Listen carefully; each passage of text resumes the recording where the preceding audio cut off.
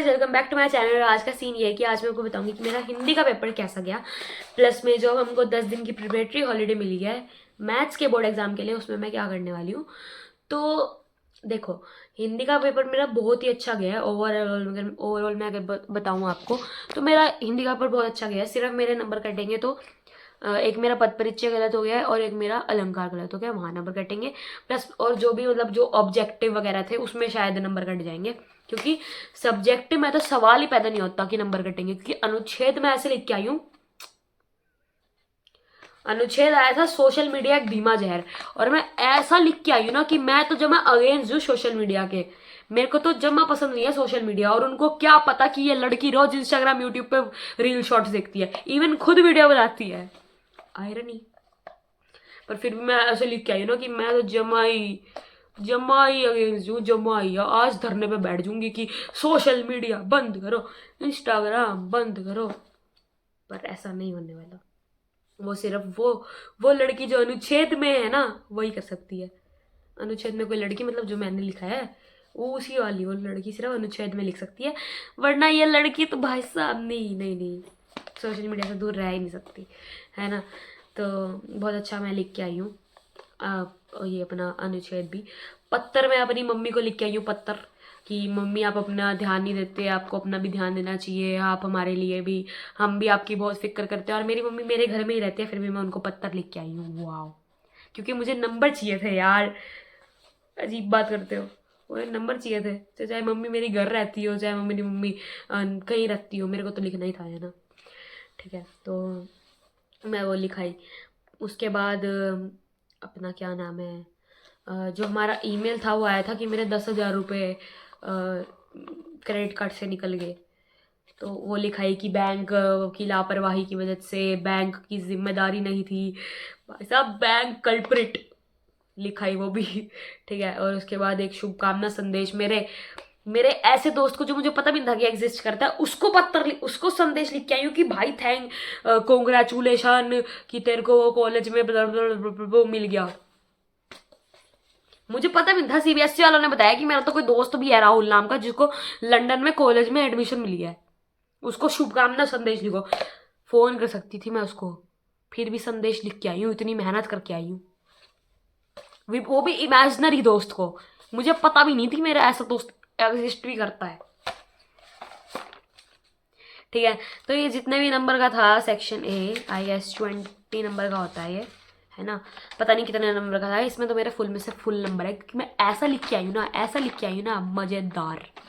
ठीक है, उसके बाद हाँ, तो वहीं कटेंगे मेरे जो भी हमारे ऑब्जेक्टिव वाले एमसीक्यू वगैरह है, वहीं कटेंगे मेरे, क्योंकि सब्जेक्टिव तो मैं बता ही रही हूँ आपको, बता तो रही हूँ, ऐसा लिख के आई हूँ एग्जामिनर का दिल छू जाएगा।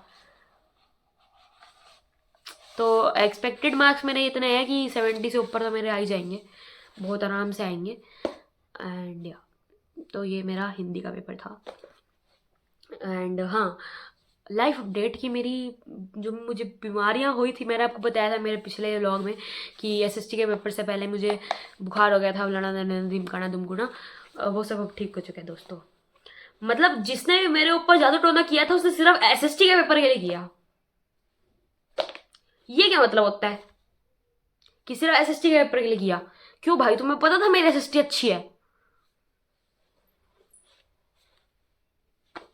मजाक कर रही हूँ गाइस, कोई जादू टोना नहीं है मेरे ऊपर। मैंने कोल्ड कॉफी पी थी, आइसक्रीम भी खाई थी। ठीक है, तो हाँ, अब मैं काफ़ी ज़्यादा बेटर हूँ। सिर्फ मुझे वो एसएसटी एक दिन पहले ही बुखार आना था, या तो वो एग्ज़ाम फीवर था या वो सच्ची में फीवर था, मुझे नहीं पता भाई, मुझे नहीं पता। पर वो 2 दिन जो थे ना भाई ज़िंदगी में मेरे, बहुत गंदे 2 दिन थे भाई, बहुत ही गंदे। मैं सो नहीं रही थी, रो नहीं रही थी, कुछ नहीं कर रही थी। आई मीन रो तो रही थी ऑब्वियसली, और मैं काम इतना था नहीं मेरे पास। ठीक है, हाँ, बट हाँ, अब मैं काफ़ी ज़्यादा बेटर फील कर रही हूँ। मेरी सिर्फ अब आवाज़ थोड़ी ऐसी ही हो रखी है, बाकी सब तो बहुत बढ़िया है। ठीक है, एंड अब मैं आपको बताती हूँ कि मेरी मैथ्स की स्ट्रैटेजी क्या रहने वाली है, क्योंकि इस लड़की की मैथ बहुत ही बेकार है, बहुत ही बेकार, बहुत ही बेकार, बहुत ही बेकार। तो मैथ में नंबर लाने तो जरूरी है ना, नंबर तो लाने ही पड़ेंगे, अब क्या कर सकते हैं ज़िंदगी में। तो मैंने सोचा है कि मैं उशांक सर की मैराथॉन्स लेने वाली हूँ। उशांक सर की मैराथॉन्स कल से शुरू हो जाएंगी, पर सर 9 बजे मैराथन लेते हैं, तो 9 बजे मैं उठ नहीं सकती क्योंकि मैं बहुत ज़्यादा आलसी लड़की हूँ, तो इसलिए मैं 9 बजे नहीं ले पाऊँगी और मैं रिकॉर्डेड लाइव देखूँगी। बट ठीक है, कुछ नहीं होता।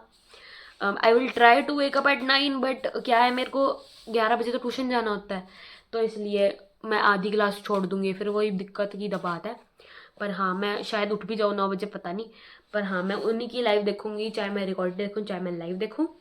कल से शुरू हो जाएगी। And side by side I will also be following Ritik sir for some chapters, क्योंकि ऋतिक सर भी बहुत अच्छा पढ़ाते हैं। बबुआ ओपी ऋतिक सर भी बहुत अच्छा पढ़ाते हैं। प्लस में उशांक सर तो बेस्ट ही हैं, क्योंकि उशांक सर को मैं स्टार्टिंग से फॉलो करते आई हूँ, प्री बोर्ड 1 2 हाफ ईयरली सबसे। बाकी आप कमेंट में ज़रूर बताना कि आप किसको फॉलो कर रहे हो। एंड या and if you are asking कि मैं शोभित सर को फॉलो क्यों नहीं कर रही, शोभित भैया को, तो शोभित भैया को मैंने 9 में फॉलो किया था, 10th में मैंने स्टार्टिंग से ही उशांक सर को फॉलो किया, इसलिए अब मैं शोभित सर को फॉलो नहीं कर रही।